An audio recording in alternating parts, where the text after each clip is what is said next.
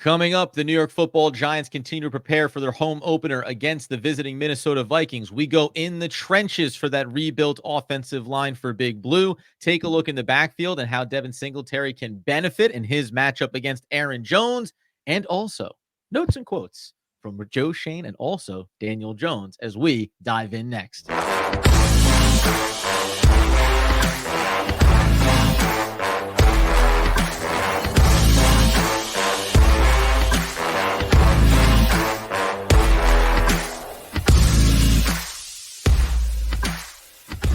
Yes, my friends. It's OGP, the One Giant Podcast, where you know that we are your host. Over here, Adam Armbrecht. Over there, Andrew Mackwitz. We're healthy. We're wealthy. We're wise. We're midway through the prep week leading up to the home opener for the New York Football Giants.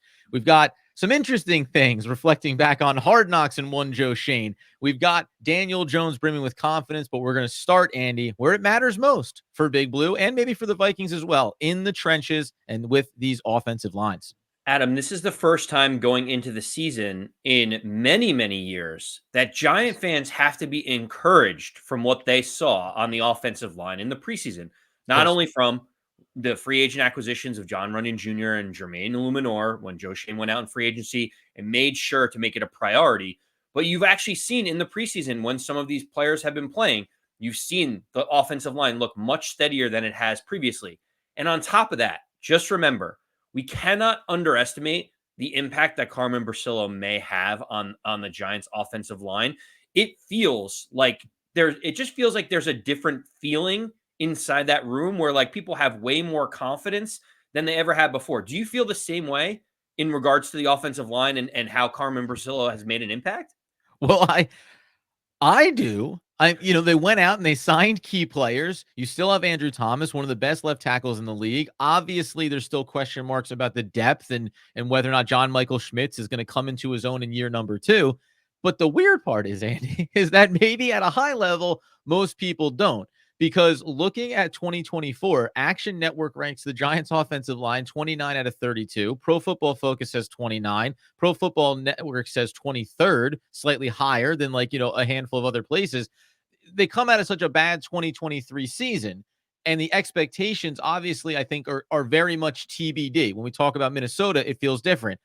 On paper, yeah. Like we've gone over some of the numbers, even with Van Roten, who was kind of like this late addition, and we debated whether or not that's a good or bad sign. He still comes in with quality reps and quality grade outs from a year ago. So I don't see, every Giants fan, by the way, fan base disagrees about a lot of things.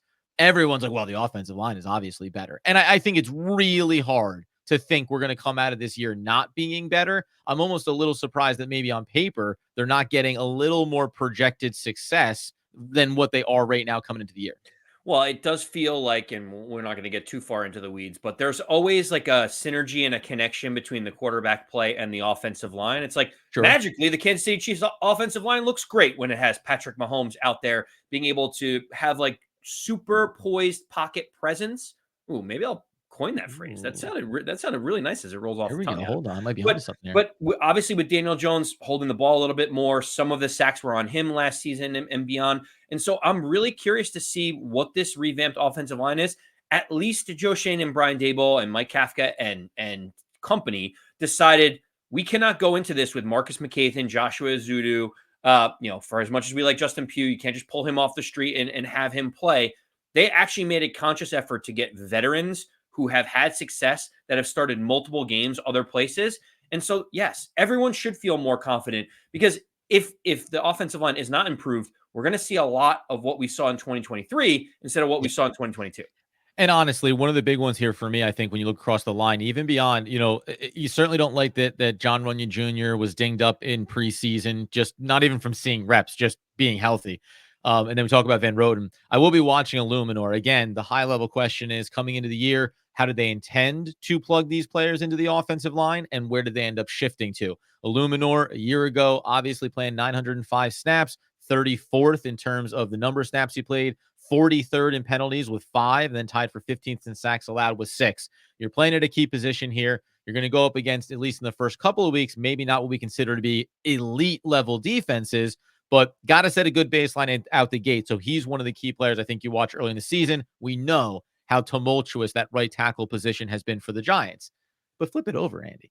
and look over at the Minnesota Vikings. This is where you have a little bit of jealousy because mostly consistent. Like they're bringing back a pretty similar line. There are some interesting expectations about whether or not you have a player who had all in 2022. Who was it over on the rookie, Ed Ingram? So he's there at the starting right guard. Hasn't technically, like, there was some lead up over the course of preseason about if he would automatically be plug and play there.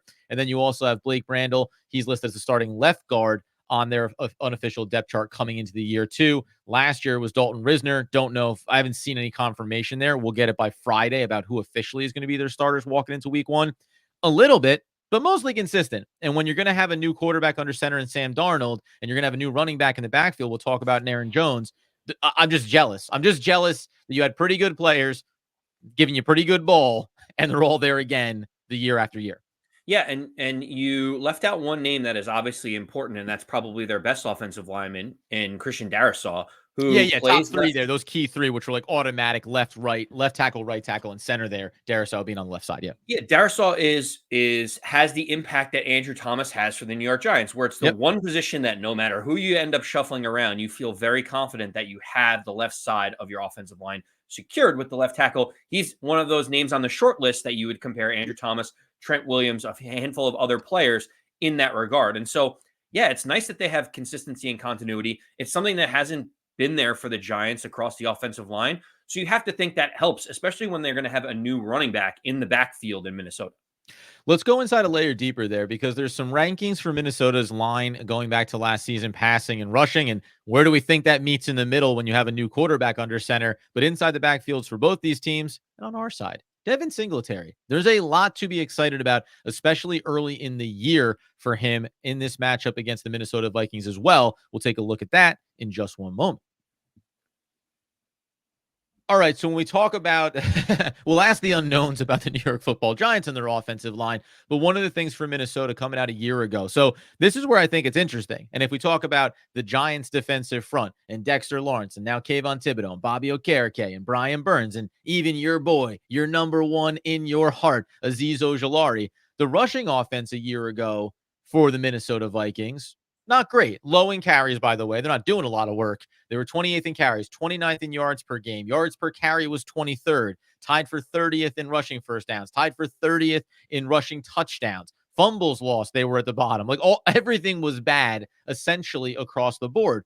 But the run blocking grade was 10th.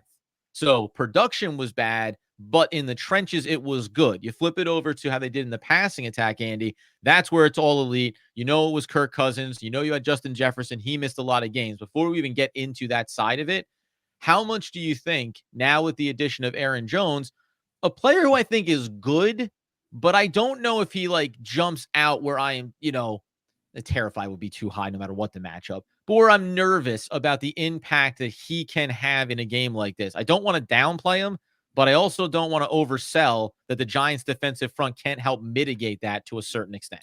Yeah, well, listen, Aaron Jones has been a very good running back, not I just know. an okay running back, like a very good running back. In his career, he's averaged 5 yards a carry. Like anyone that gets up into that number is, you can say elite, you can say good, great. He is a very, very good running back. And maybe he's not Christian McCaffrey. Maybe he's not Saquon Barkley in terms of like what the upside is, but Sure. he certainly is a very good running back. And the Minnesota Vikings clearly upgraded in the running back room. Yep. Alexander Madison last year, I think he averaged like 2.5 yards a carry. He could not make anything happen. He just doesn't have that athletic burst. The Minnesota Vikings moved on from Dalvin Cook. They thought his best years were behind him rather than in front of him. And so when you think about the running back room for the Minnesota Vikings, they are vastly improved from where they were even a year ago. Yeah, I just like I said, they are. And by the way, it's like the weird part about Aaron Jones' numbers. You think about 656 yards a year ago. It's 36th in the league, but there's a lot of time splitting. Only 142 rushing attempts. That's 40th in the league. Didn't have a lot of rushing touchdowns because you have a guy like AJ Dillon vulturing some of those at times. But he averaged 4.6 yards per carry a year ago. That was 116th in the NFL at the position. So we'll see how a certainly better running back, behind that line has to probably elevate. I'm sure the Vikings walk into this season thinking, well, from Kirk Cousins to Sam Darnold, we may come down a little bit in our QB expectations, but we're hoping we balance it back out by giving ourselves a better rushing attack. Who cares about them though, Andy? I'm talking about Devin Singletary. I'm talking about a player who, over the course of his career, this is what I'm going with: yards after contact. 2019, 3. Little dip, 2.5 yards in 2020. But he's been 2.5 yards or better after contact in his career. And I think the number one thing that we think about changing from last year to this year for the Giants, and changing from Saquon Barkley to Devin Singletary, is something we talked about. North and south running. You put him behind an improved offensive line. I do think, even though we spotlighted that maybe we've undersold that he's been a pretty good contributor in the receiving game as well. It's like kind of an unheralded part of his game year over year.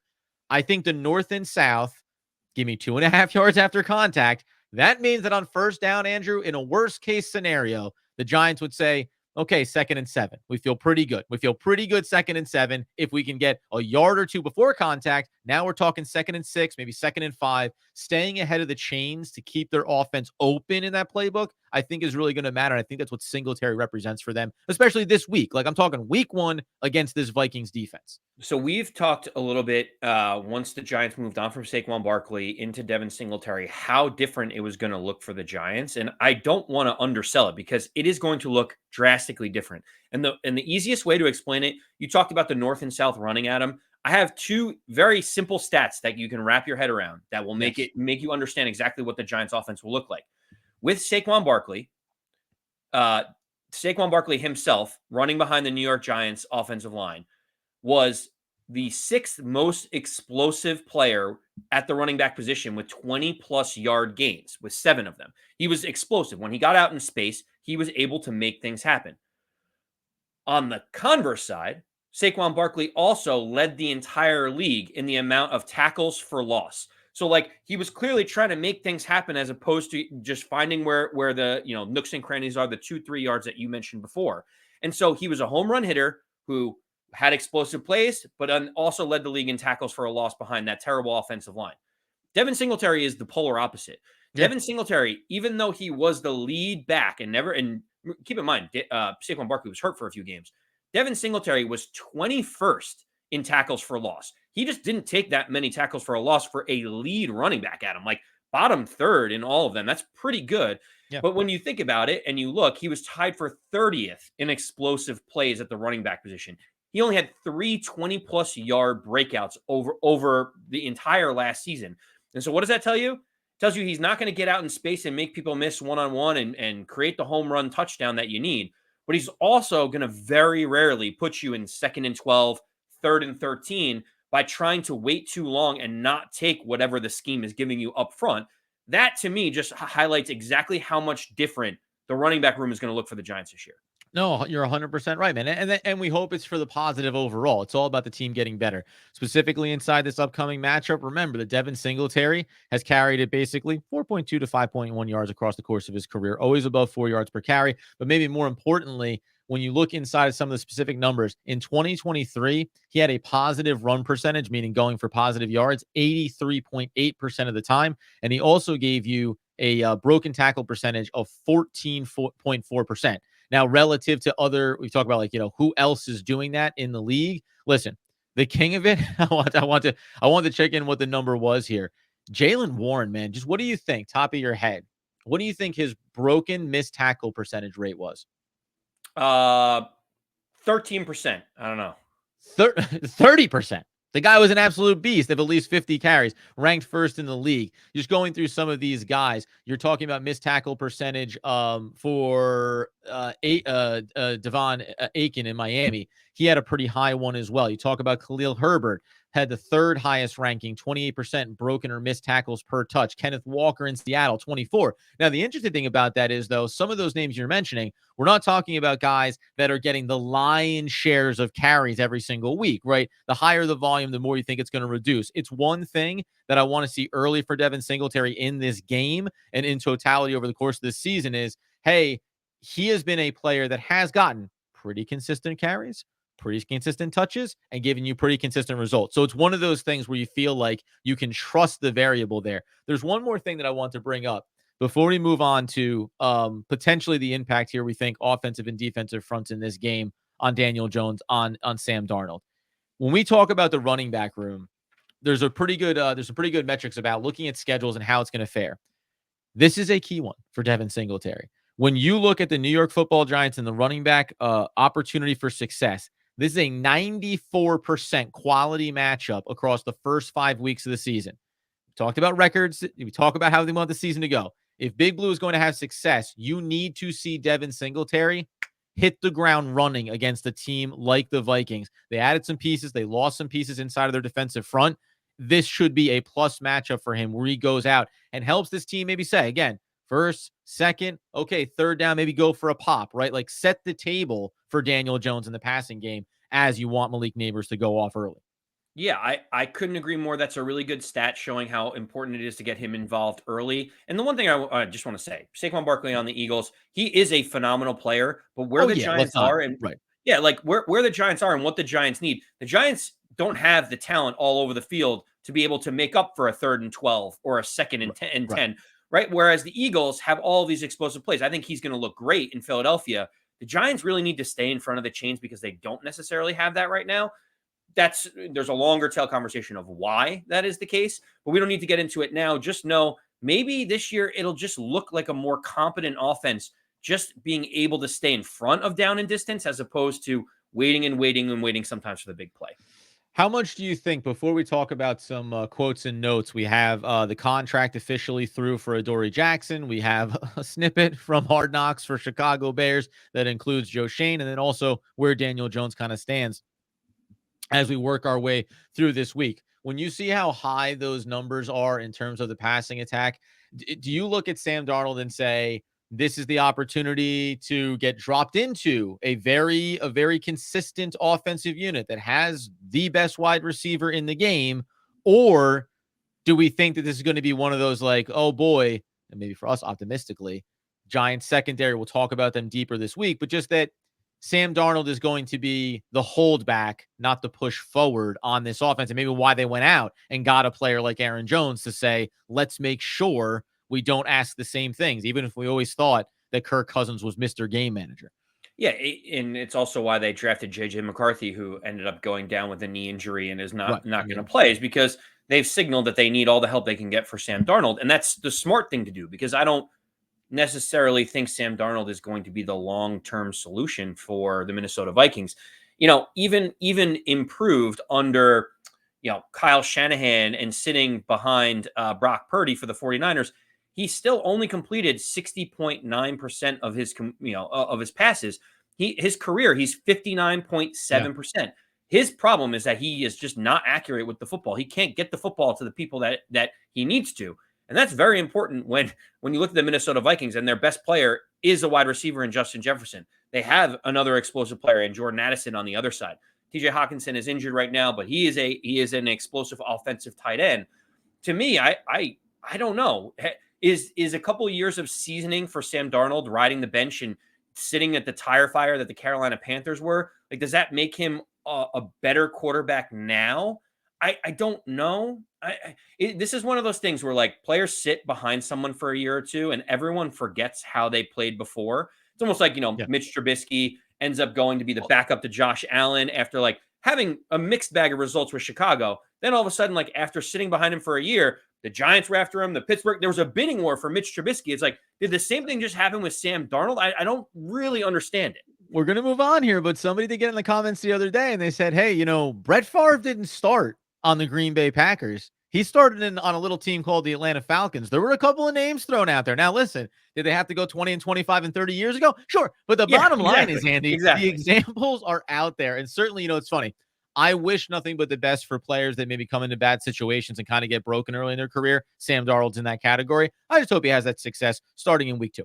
Bottom line is we feel pretty good about it, and we'll go a layer deeper on that key matchup when we get to our Friday and our final preview show where we think the Giants can win some of them. Coming up here in a second, one more key takeaway when it comes to what the defensive front for the Vikings could present for Big Blue, and then we turn it over into quotes and notes and quotes, ups and downs, ins and outs around the New York Football Giants as we work our way through the middle of the week.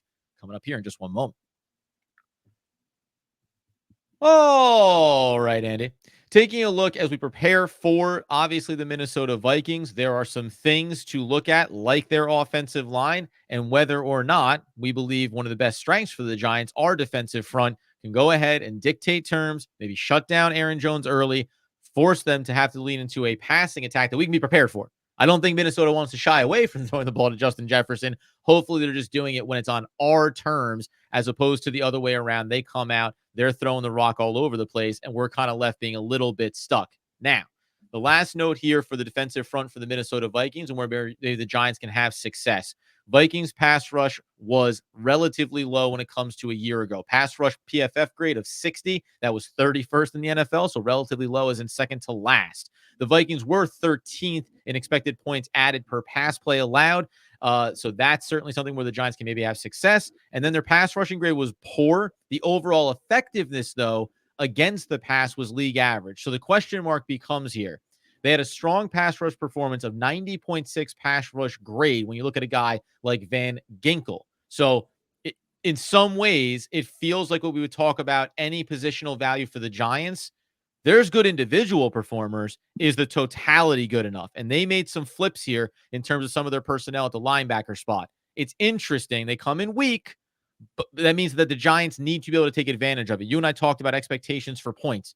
This needs to be a point-getting game for the Giants. They need to be able to score against the Minnesota Vikings defense, even if they're giving it up going the other way as well.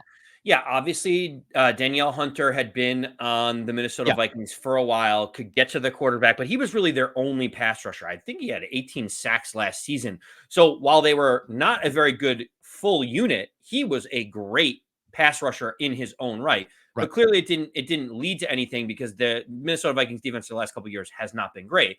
And so, in kind of a not a trade, but a switch out, obviously Danielle Hunter goes to Houston, and the Minnesota Vikings end up taking Jonathan Grenard from the Houston Texans in free agency. Now, Grenard is I believe a couple years younger than Danielle Hunter, had 14 sacks last season, which was good for 10th in the league. He seems to be still like in his prime emerging, where Danielle Hunter is kind of maybe at the last moment of his greatness before he hits 30 years old. You mentioned Andrew Van Ginkel coming in. He's a guy that had 8 sacks. He was all over the place. Last season, had a 91.1 Pro Football Focus rating. He was elite on the defensive side of the football. So they have revamped a lot of this. I think for me, there's a lot of question marks. I don't know what to expect. Like, is there going to be consistency, continuity? Are they going to work together as a team unit? I don't know. I'm kind of glad that we're getting them earlier in the season with all these new faces. Do they really know like which gap you want to be in or who's going to move where in certain situations? And so I'm a little concerned about how they have improved this defensive front for Minnesota. But to your point, it still feels like the offense, this is the type of game where the offense still needs to prove that they can move the ball effectively against what we think is the middle of the road type defense. Yeah, one-on-one blocking assignments or chipping, right? How the Giants, we're going to talk about formations as the week walks on too, getting into 11 and 12 personnel. What's more effective? What did the Vikings do a year ago? Both sides of it. But I think it's going to matter here when you look at across a couple of those. You mentioned Grenard, 12 and a half sacks, forced fumble, 2 pass deflections, 15 tackles for a loss, and 22 QB hits. So even when he wasn't getting sacks, he was still laying some wood. Things to watch out for the New York Football Giants. All right. We're going to continue our conversation of covering this matchup. On Friday, we get into our bets of the week. We get into our fantasy plays, but we still have our key matchups to go over as well. And then I mentioned formation and scheme shifts. What did both these teams do a year ago that might do differently coming into this week 1 matchup? But for now, Andy, let's get into some notes and quotes. Where would you like to start here, Andrew? I think your most interesting nugget is certainly Joe Shane appearing on Hard Knocks, Chicago Bears. They're getting prepared for their season as well. And Joe Shane's there with GM Ryan Poles having a fun conversation, and you want to go a mile deep on an inch wide comment. Well, I think it's just an interesting note. Like Joe Shane, I'm surprised that Joe Shane had this happen on a hot mic, knowing that he just went through the off. You know what? Recently, based on recent track record, I'm not so surprised. Joe Shane doesn't seem like he's totally picking up on what's getting put down here. Yeah, okay, that's fair. I thought maybe after going through the experience, he'd have his head on a swivel, being like, "Oh, there's hot mics around because they're doing the Chicago Bears one." Listen, it may sound innocuous, but obviously this has been picked up by a lot of people. I want to make sure we got to it. And, Ryan Poles and Joe Shane were both together at the Clemson, Georgia game this past Saturday. And on Hard Knocks, they just showed a little bit of communication between the two of them. You could tell that Joe Shane didn't realize that the mic was there. But Joe Shane, and this is how it went. And then I will turn directly over to you for a reaction, Adam. Sure. And I quote, "Gotta be nice. Shane began, not to be looking at the and Pulse jumps in quarterbacks, finishing Joe Shane's thought. And then they both had a little bit of a laugh. Joe Shane doesn't respond after that. And then Pulse says, hopefully it stays that way for a long time for us. And Lovely. so that obviously got picked up, and it's like, Adam, I'll leave it to you. What's your thought hearing, seeing the words, hearing what he said? I don't know. Who cares? Like, I mean, obviously everyone, 99% of the Giants fan base believes that they need a quarterback. And so you assume that he's looking for him. 99% of everyone believes that even if you don't want a quarterback in a given draft class, you still go and look for quarterbacks when you're scouting throughout the course of the season. Listen, he didn't say, I wish I wasn't here looking for a quarterback if I wanted to, like parse the little differences there. Ryan Poles said, yeah, we don't have to look for a quarterback. We're so happy about that. Like, okay, chuckle. Now, listen, based on what we saw in offseason Hard Knocks, kind of look behind the curtain here a little bit, which more and more people seem to say is like a bad look for the Giants, and they overexpose themselves and all of these things. It is that like all these conversations seem to happen and things are talked about much more casually than you may have thought they would be among GMs. So, okay, I'm out here. I'm watching. I'm seeing if this Georgia quarterback has anything for me. I don't really care too much about it, short of the fact that it does follow me the breadcrumb trail of like, was Brian Dable disappointed they couldn't move up for a quarterback? Do they have regrets about giving the contract to Daniel Jones? We know it's an out year for them. All of these things. Yeah, like it may all be true, but I just really don't care. Mostly because we're in week 1 of the NFL season. We're not talking about July or August, early August, when this conversation means something different. I mean, if you watched Hard Knocks, you would know that they called to see if they could trade up for a quarterback. So, like, what Okay. is the earth shattering about him being here? That's We right. all know that this is a prove it year for Daniel Jones. He almost didn't get afforded the chance to have this as a prove it year if they were going to trade up for a quarterback. We know that he has to play better, but Joe Shane also has to be prepared for contingency plans. Nothing here to me is earth shattering. You obviously don't want to like rattle your quarterback or make him think that he's on thin ice. You want to be able to give him all the props and say, we have total confidence in you while doing your due diligence in the dark, Adam. But what does it matter? Jones has to play better than he did last year. And it doesn't matter anyway because Jones wasn't rattled by it. We have the highest expectations of this team, Jones was quoted, and we certainly plan to play in the playoffs, plan to play in the postseason. We're going to get there by focusing on what we're doing right now. End quote from Daniel Jones. Guess what? Whether or not you believe that he's the quarterback to do it for them, you certainly wouldn't want him to say, we'll see what happens. Like you want your quarterback to be confident, and Daniel Jones coming off an injury, and whether you think he should be the QB or not, you have to at least acknowledge that he probably comes in, right, wrong, indifferent, thinking, I've played behind crap offensive lines my entire career. There's a good chance they're part of the reason that I have injuries. I'm coming in with a chip on my shoulder. And thankfully, given that he's already made a boatload of money, he could probably mail it in if he wants to. So at least he's coming in with the right attitude. Again, what else are you supposed to say? He went on to say, we've got high expectations of what we can be as a group on offense. I think Yeah. based on the work we've put in and the progress we've made, we Mhm. expect to be a good unit, score a lot of points, and attack a defense a lot of different ways. Here we go. Guess what? If you're Daniel Jones, again, this is exactly what he should be saying. If this is going to be your last chance to be the starting quarterback of the Giants, why aren't you putting all your chips in the middle? Right? Like, I'm hoping to manage why would my you way like through most of it, throw less what? than 15 passes, maybe 125 yards. Or if he was like, that 8-9, that would just make my season feel so Adam good. from One Giant Podcast at 8-9 and missed the playoffs, and I'm hoping we can meet that I expectation. hope we meet those expectations. Like, no, if this is your last chance to Yeah. potentially be the starting quarterback for the Giants, you go all in. You push your chips in. You put your chest out. You say, I'm very confident. And guess what? If you deliver, you look really, really good. And if not, it's what's going to happen is what everyone thinks is going to happen, which is they're going to move on and they're going to draft a quarterback in the future. So for me, I'm totally fine with Joe Shane thinking this way, as well as Daniel Jones feeling the way that he does. Interestingly enough, we'll talk about as we get through the end of the week and in this matchup, like, is this the week when Daniel Jones, week 1, where it's guns ablaze and tons of points and big throws, or is there a smart way to navigate to make sure you're getting the win? It'll be interesting to see when you hear a lot of different ways, and Brian Dable being the play caller now this year.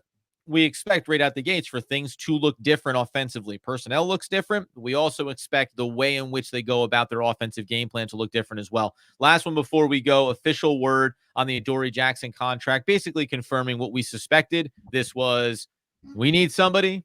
You need a team. Let's all get together here. Not a high cost, not a lot of even incentives, really. There's some opportunities for Adoree to make some more money here if he sticks and if he makes some big plays. Yeah, I mean, the contract is a 1 year, 1.75 million with zero money guaranteed. Now, if he's playing on week one, your contract almost gets guaranteed at that point. But basically, the cap number is 1.7 million. Dan Duggan tweeted out that he was told that there was a bunch of incentives tied to interceptions and playing time. Obviously, if he meets those, the Giants are more than happy to pay those incentives, given that, like, hey, if he picks off a bunch of balls, that's good for everyone involved.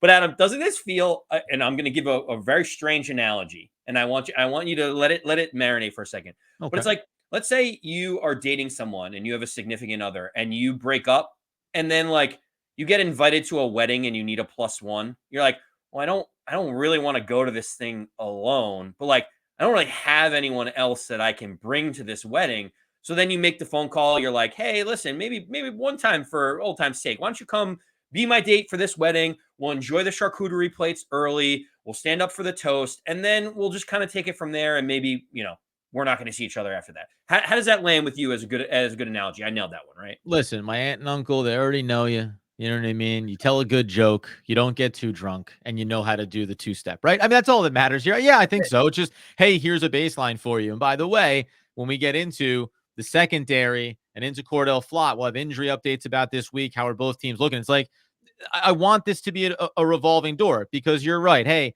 how about one dance for old time's sake? But it wouldn't hurt if Cordell Flott comes doing his own little boogie onto the dance floor at some point and says, like, excuse me, mind if I cut in? That's the right. That's you're at the bar. There's someone that you haven't really met, or you knew them from back in the day, and now all of a sudden you guys start hitting it off. Like, listen, I mean, it's for the you know how to do the electric slide, and that's good, great and grand. But we'll see how it ends up playing out long term. At the end of the day, you may be interested to know, we talked about win percentages last season for this team. Hey, win percentage, probability, 55% for the New York Football Giants in week 1 against the Minnesota Vikings at home. Sure, doesn't make sense compared to the money line, but that's betting. That's not about probability to win the football game. I'll bring you into that one. I'll bring you into the betting fold on Friday. Don't you worry about that, Adam. That's right, because Adam only gets turned around when he tries to talk about it. Bottom line is, at the end of the day, we're going to talk about secondary coming up tomorrow. Overall, how do we think each unit can fare? There's obviously some electric talent on both sides of the ball, more proven on Minnesota's, but certainly ones that we're a pretty big fan of here, Malik Nabers for the New York Football Giants. We'll break down that, and then end of the week, final game predictions, score predictions, key one-on-one matchups as well, along with, as we say, Andy's Bet of the Week and all those fantasy plays. So be sure to get us over on YouTube, turn on the alerts, going live once a week, every week, all throughout the year. And then also on your podcast feed, please, a glowing 5-star review. Get us over on Spotify if you dare. Until the next time, though, until the best times, as Andrew Mackowitz would want, need, and demand the people know. As always, let's go Big Blue.